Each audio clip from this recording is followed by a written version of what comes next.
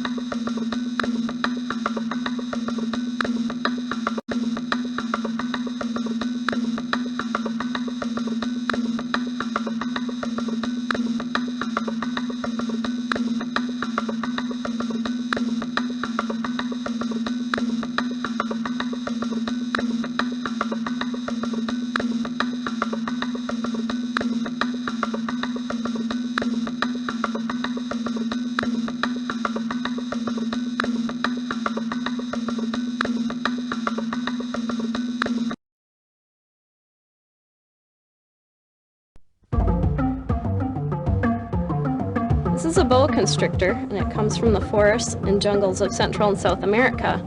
And this one's probably about 6 feet. You can see by its skin that it's camouflaged. It hides at the bottom of trees under the roots, and it also hides in small burrows. This animal is cold-blooded, which means that he's about the same temperature as the outside surroundings. You can see its tongue coming out once in a while, and that's how it smells. It'll pick up particles of air and put it inside its mouth on an organ. It's also got heat sensing pits on the front of its mouth, and with that and its tongue it can detect when its prey comes by, and it'll capture it, and it'll wrap around it and constrict it so it can't breathe anymore. How big do they usually get? They can get up to 20 feet. Would they ever go back after people? If they were frightened, they might strike at you, but they wouldn't ever try to eat you. We're much too big for them. You can see that they don't have eyelids. Snakes have scales over their eyes, and so when they shed the scales over their eyes as well.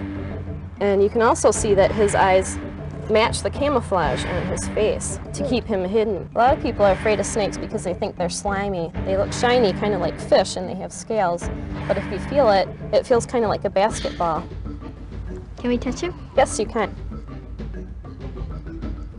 Snakes are an important part of the ecosystem because they eat lots of small animals, and so it keeps things like rodents under control so they don't get too large of a population.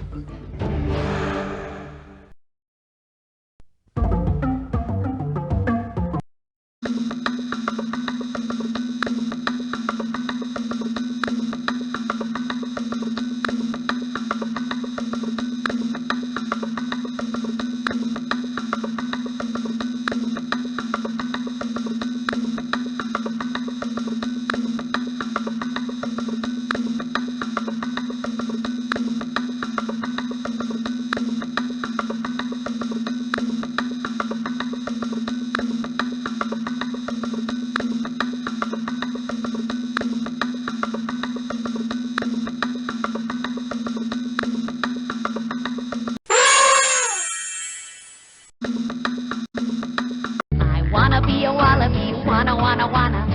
be a wallaby, gonna gaily go to the land down under, grow myself a pouch, what a thing of wonder, run from the dingo, run from thunder, legs like coiled springs, jump like anything, or maybe you already knew that's what wallabies do.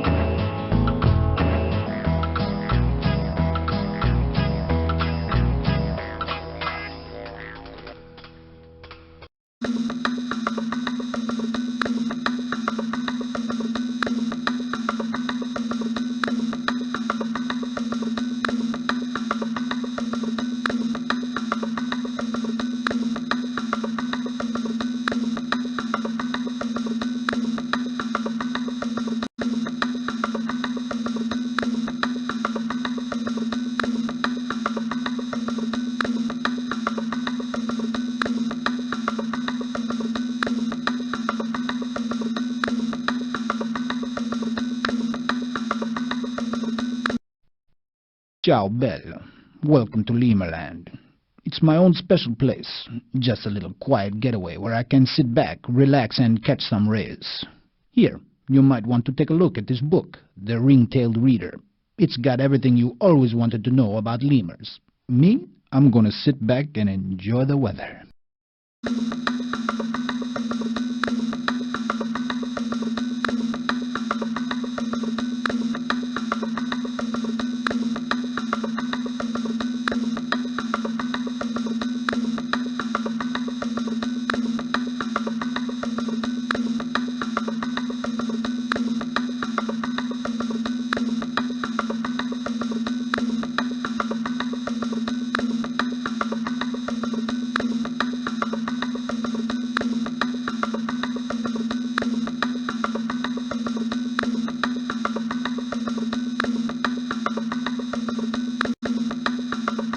I'm looking for someone to read The Raven by Edgar Allan Poe for our all-feather review. I need someone to read this with flair, classy, sensitivity, but depth. I think I know what you mean. Once upon a midnight dreary, while I pondered, weak and weary, suddenly there came a tapping, as of someone gently rapping. Rapping? Hit it! Once upon a midnight weary, while I pondered weak and weary, over many quaint and curious, while you forgot more, go Raven! While I'm not doing that, suddenly came a tap, and someone just rapping, I just simply tap. I'm gonna start to rap, slap, tap. Raven, make it happen! Tis the business to run mustard, tapping in my chamber door, this it is. Ooh, and nothing more, another more, another more, another more, another more, baby, another more, another more, another more, another more, who? All right, thank you. We have your number. Next! I told you this wouldn't work. Now be quiet.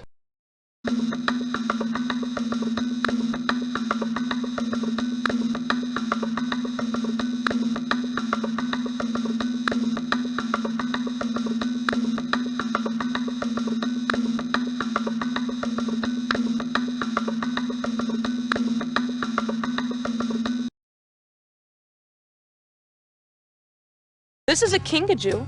It comes from the rainforests of Central and South America.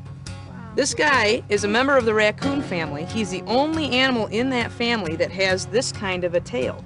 It's called a prehensile tail, and that means that he can use it to grab things. He can wrap around things like my hand or like a tree branch.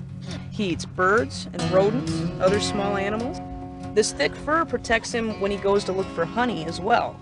Kinkajous like to eat sweet things. They like honey. And that fur helps protect them from the insects that make the honey, the bees. If you saw his tongue, that tongue can get to be 18 centimeters long. That's very long, and it's real skinny. And just like his tail, his tongue is prehensile, which means it can grab things. He'll stick his tongue down inside the hole of a log, wrap it around a bug, and pull that bug out and eat it. During the daytime, he has to hide from animals who might eat him. Large cats, large birds. You can feel him if you want. He's got good hearing, really good eyesight at night, excellent strong claws for climbing, and that makes him the perfect animal to live in the rainforest. This is a kinkajou.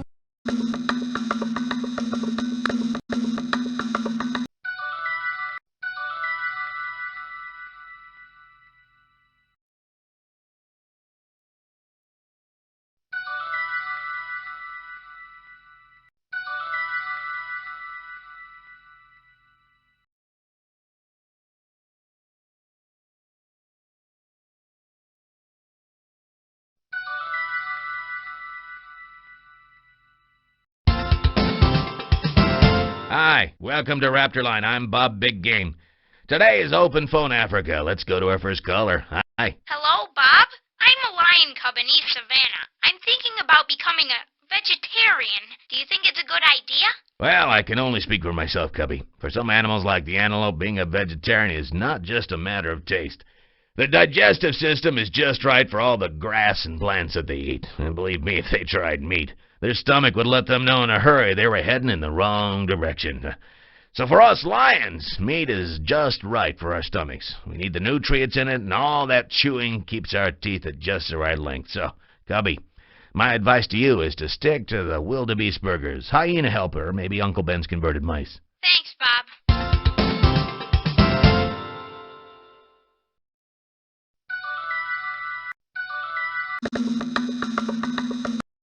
Who are you? Well, if you're a gibbon, get out. This is my territory. Well, you don't look like a gibbon, but I'm keeping my eye on you. Just to make sure, read this manual, Catching the Gibbon White-Handed. I wrote it myself, so if you see anything in it that sounds like you, get out!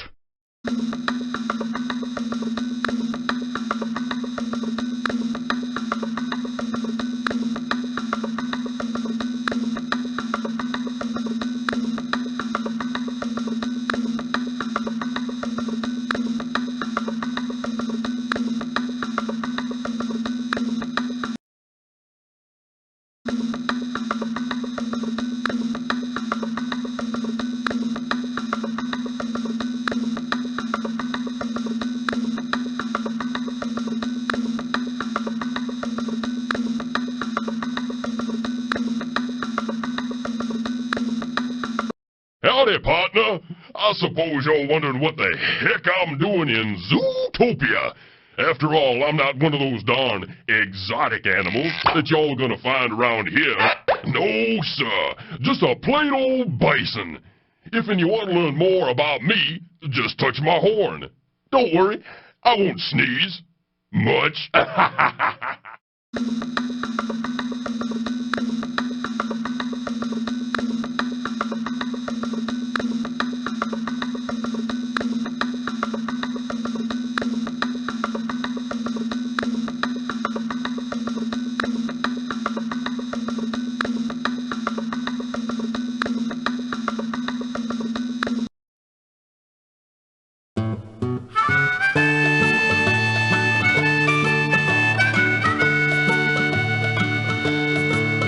On the plains, my brothers and sisters feel the same.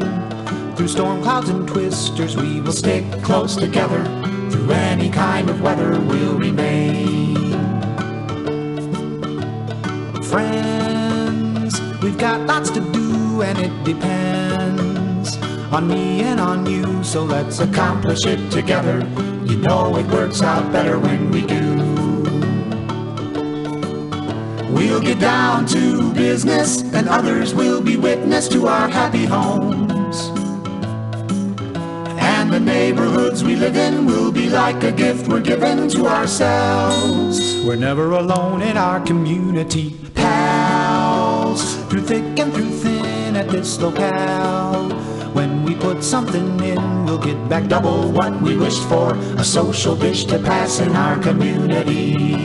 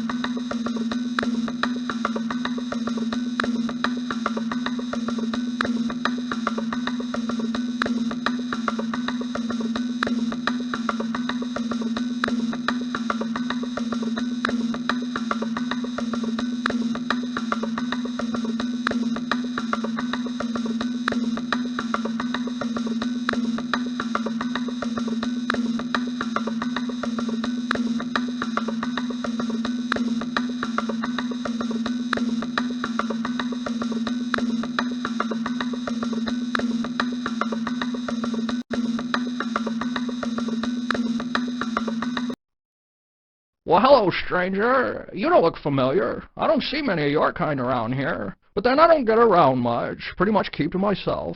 Say, I notice you don't have a shell to protect you. You really need one. Better find one soon. By the way, here's my card. If you want to find out more, just tap on my shell. Tell a hermit sent you.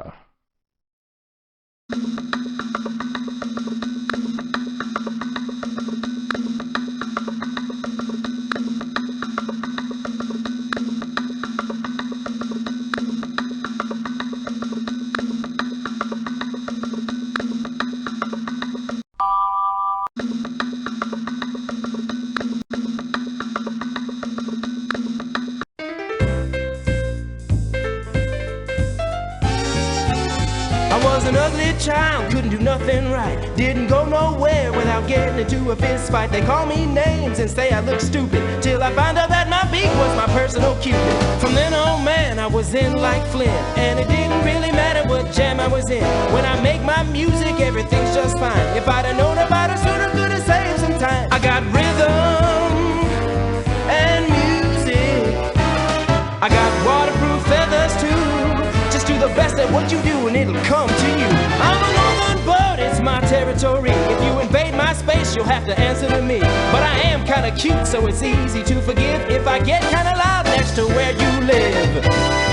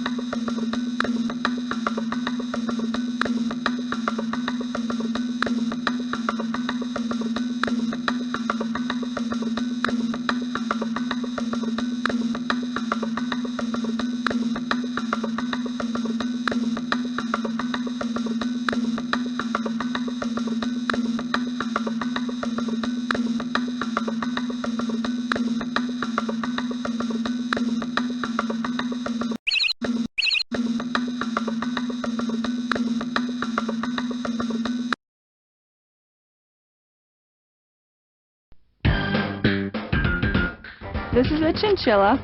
It comes from the Andes Mountains in South America where it's very cold. So you can see it has a lot of fur covering its body. This will be the softest mammal you will ever touch. Where we have one hair coming out of each follicle on our body, this chinchilla can have anywhere from 60 to 100 hairs coming out of every follicle. It looks like it's a pretty big animal, but his body around is really probably this big. It's just a big poof ball. He's got all this hair. He's even got hair covering his nose. So he'll twitch his whiskers, which is called wobbling, and that brings the smells closer to his nose so it can detect what's around it. This chinchilla is a rodent, so it's related to a mouse or a rat or a beaver or a porcupine like we have here in the United States. It will eat plants and twigs and roots. What does he use his tail for? He'll use his tail for one, to keep him warm. He'll curl up and wrap his tail around his head. And it's a very good jumper. This chinchilla can jump about 8 to 10 feet in one leap. While it was midway in the air jumping, if it wanted to change its direction, it would turn its tail and it could turn around and come back the same direction it came from. They are endangered now in South America because people kept taking them out of the land there to breed for the coats. But they breed very well now in the United States. They have chinchilla farms and people keep them as pets, so they aren't allowed to take them out of the wild anymore.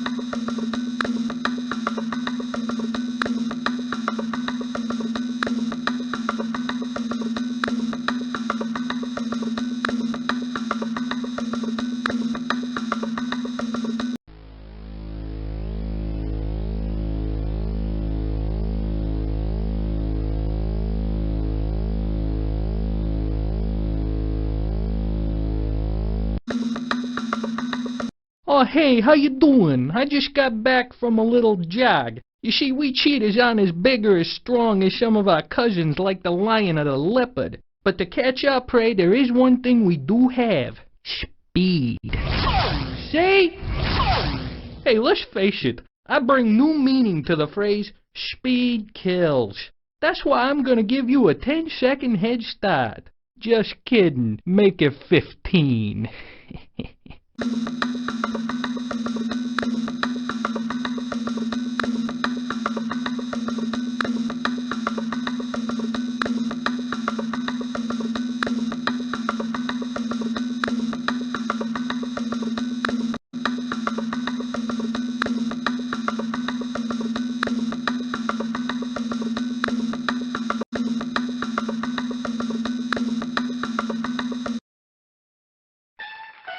Hello, I'm Donna Deer, and welcome to Talk to the Animals. Today my guest is Terrence Tiger, who much to my relief is here on a full stomach. Terrence, welcome to our show. Thanks, Donna. And you're right. It's a good thing that I did have a morning snack, or you would look even better than you do right now. Right, Terrence. Now, I know that you are a meat eater. Yep, just love it. I'm not like my show business brother that does nothing but eat those sugar-coated flakes. Nope, I am a committed carnivore. That is, I eat nothing but meat. Meat, meat, meat. Wild deer, wild pigs. I think we get the picture, Terrence. Some antelope, maybe. Even little furry rabbits if we can't find... Oh, Terrence. Oops, sorry about that. Right. Terrence, tell us about how you spend your time in the jungle. We tigers aren't as social as some of our cousins like the lion. What I mean is, we don't travel in groups or prides. But if there's a lot of food around, we sometimes get together for a party. Most of the time, though, we prefer to just wander through the jungle by ourselves. Since we are the largest cat of all, there aren't too many creatures that bother us in the jungle. Except man. Phew! They are a problem. In what way, Terrence? In what way? Sheesh, these humans hunt us down for no good reason. Unless you count making perfume out of us, tiger skin coats, or head over the fireplace a good reason. Oh, that's awful. It sure is, Donna. You know, if man could just leave us alone, we would do very well in the jungle. Laying around, swimming, hunting. By the way, Donna, what part of the jungle do you live in? That's all we have time for today. And thank you for joining us on Talk to the Animals. So, what are you doing for lunch today, Donna? Leaving town. Gee, that's too bad.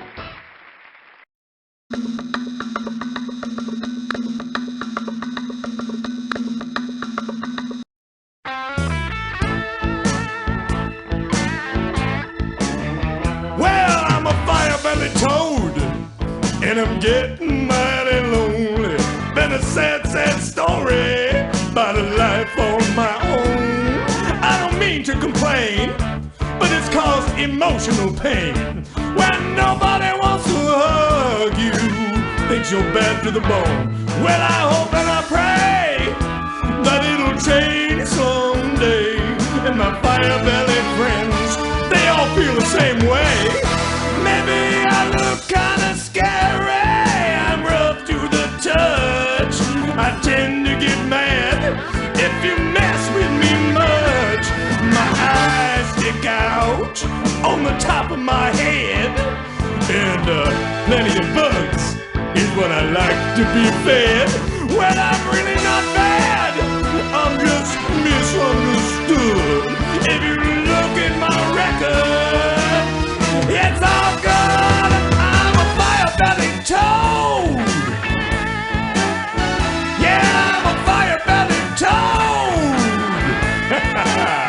Yeah, I'm a fire-bellied toad. Woo! Yeah, I'm a fire-bellied toad. And I've got the blues. Yeah.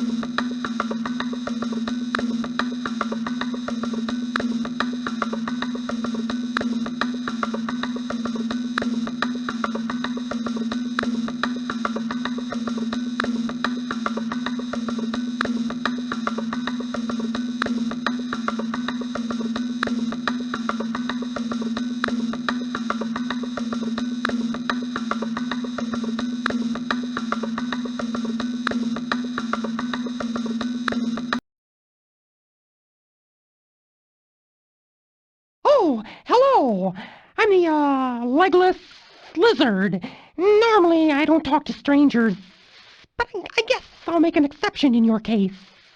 Being the only lizard without legs makes it very difficult to, get along with other creatures. That's why I always carry a prepared statement to read. Here, take a look and see if I left anything out.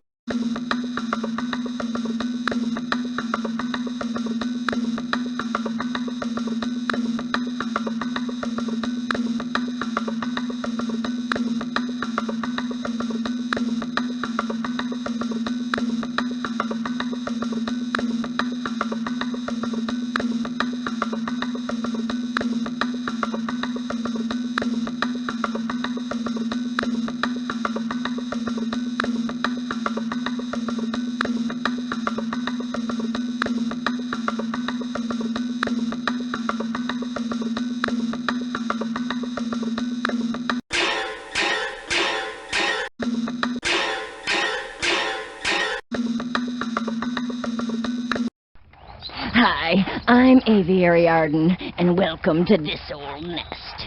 You know, lots of birds build brand new nests every year. Not us bald eagles. We believe in recycling the old homestead year after year. We just do a little cleanup, fix up, and move right back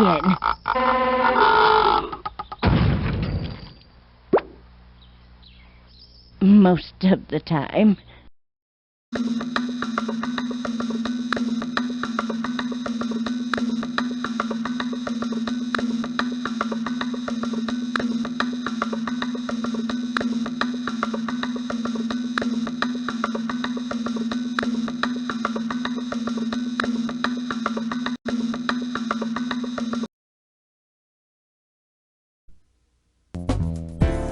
This is a Madagascar hissing cockroach, and it comes from the island of Madagascar, which is a great big island right next to Africa.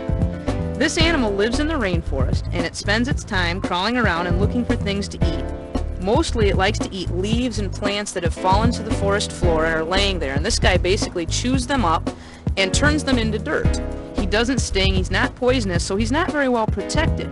To keep himself from getting eaten, this animal has a trick. When an animal tries to eat the cockroach, what he'll do is push air out through tiny holes on the sides of his body, and that does two things. First of all, it makes his body flat. If you've ever tried to pick a dime up off the floor, you know it's hard to pick things up that are flat. Second of all, it makes a loud noise that sounds like tss, tss.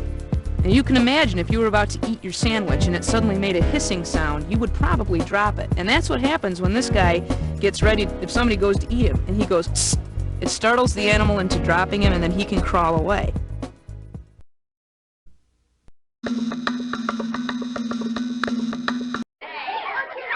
Good day, students. Welcome to Rhinology 101. Today we will see how we rhinos fit into today's world. The word rhino means nose horn. Some rhinos have one large horn curving upward, but several of our kind have two. There are 5 types of our kind: white, black, Indian, Sumatran, and the Java. Although we are one of the largest animals at over 3,000 pounds, we are surprisingly nimble and quick. This is due partly to our thick pads that cushion our feet. As you know, we are plant eaters. Even though we could eat just about anybody on the savannah, we choose the salad bar. We really don't have any natural enemies except one: man. Man has used our skin, our horns, and anything else they can find on our body to sell for money. So if you see one, don't ask any questions, just run away. That's it for today, students. Oh, remember, your homework assignment is to read Chapter 4 in your Rhinology Today book. We have horns, but we never honk.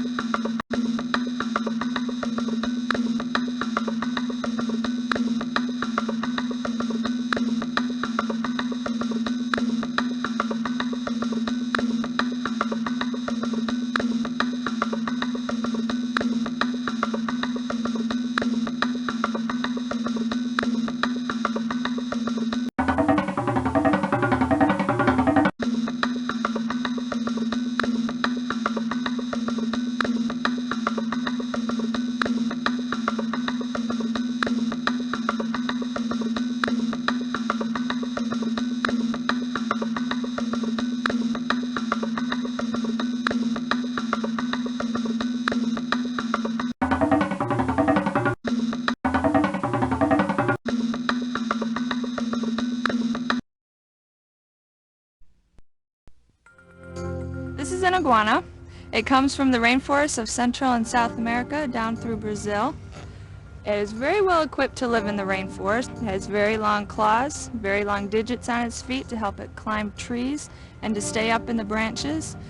It has a very long tail, and this tail is also used in defense for the iguana. It will shake it very hard like a whip, and to get whipped with this is just like getting hit with a bullwhip. It's very sharp and very strong. Iguanas can lose part of their tail, probably to about right here, and they can regenerate it. This little flap under his chin right here that he just folded out is called a dewlap, and that's kind of like a built-in air conditioning that iguanas have. If they get overheated, they'll flap that open and the blood can run easier through their body. These scales on his back really are nothing but scare scales. When it gets threatened by a predator, it will stand these straight up to make it look more mean and fierce looking, but other than that, they don't do much of anything. They're pretty soft and lay down flat most of the time. Iguanas can get to be about 6 or 7 feet long, from the tip of their nose to the tip of their tail, so he's pretty small, so he's still pretty young. It's not full grown yet.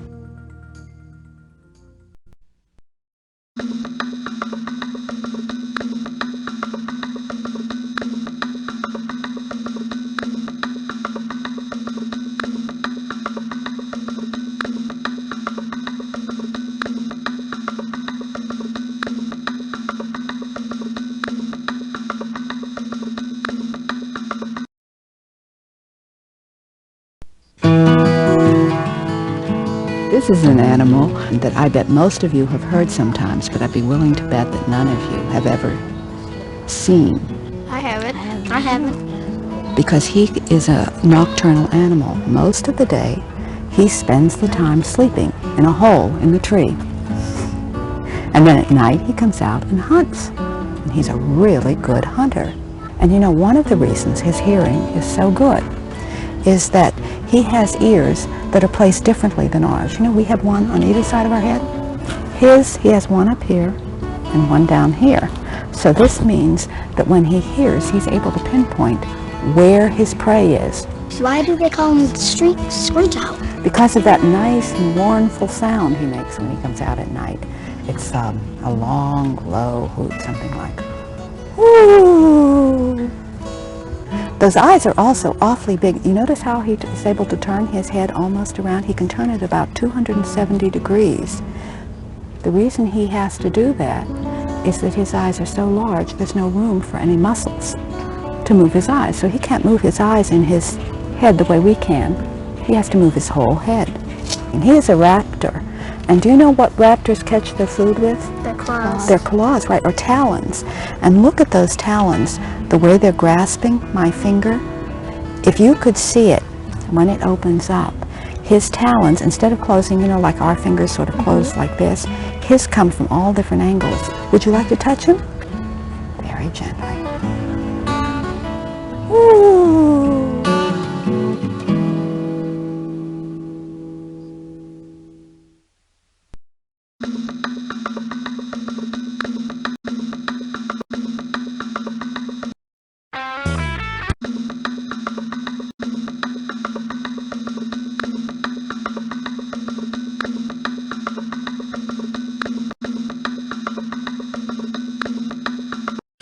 Camels, camels! We got so many we won't refuse any deals. Hi, I'm Habibi Baboon of Camelot, with a fabulous selection of new, used, and programmed camels. All come in stylish sandy brown, straight from the deserts of North Africa. We got the single-hump dromedaries or the efficient double-hump Bactrians for the perfect family camel. And wait until you get a lot of the mileage. That extra fat in their hump lets these babies travel for days without a fill-up. And each comes with special nostrils that close shut when you're making that long trip through those crazy African storms. But you gotta act now, because these beauties will go fast. So stop by at Habibi Baboon's Camelot today and save!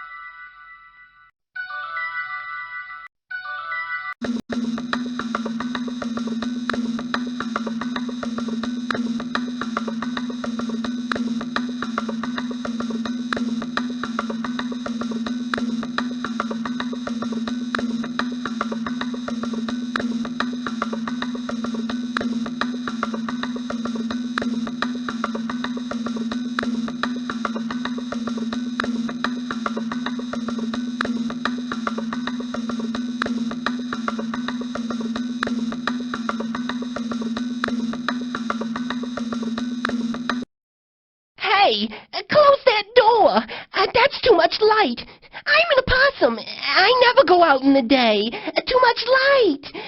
Too many people. Please, just go away.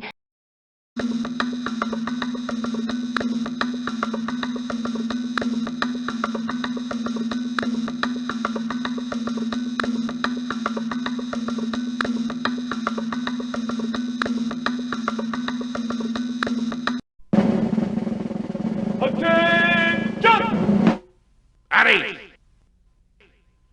Good morning. You have a mission. And that mission is to tell the entire world about our species, the military macaw, also known as Era Militaris. You will tell them about how we were illegally transported across international borders. You will tell them our species spread throughout all of the southern hemisphere. And you will do it before any other panty-waist CD-ROM hits the market. That is all. Good luck. Dismissed.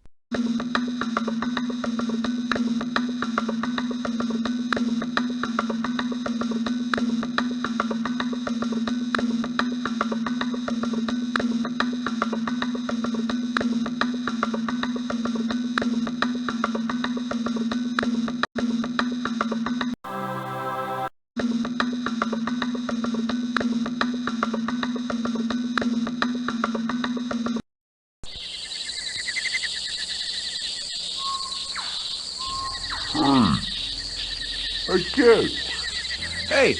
Hey, kid. What? You must have passed out. Passed out? Heck no. You've been sleeping for the last half hour. Hey, we're here. Hey, see you later, kid. It's been fun.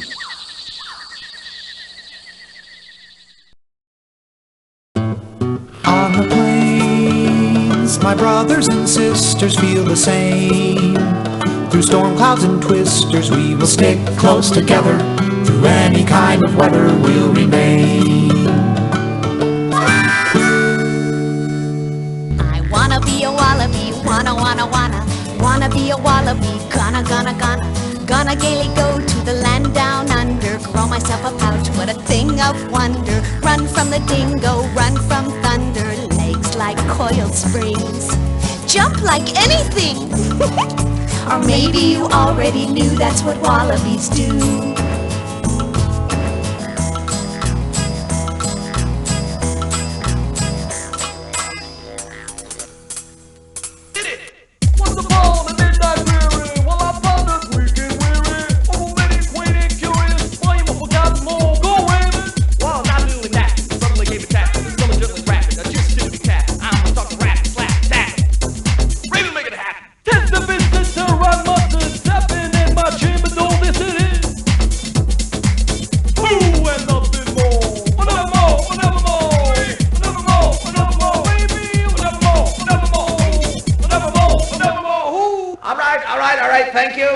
Thank you. We have your number.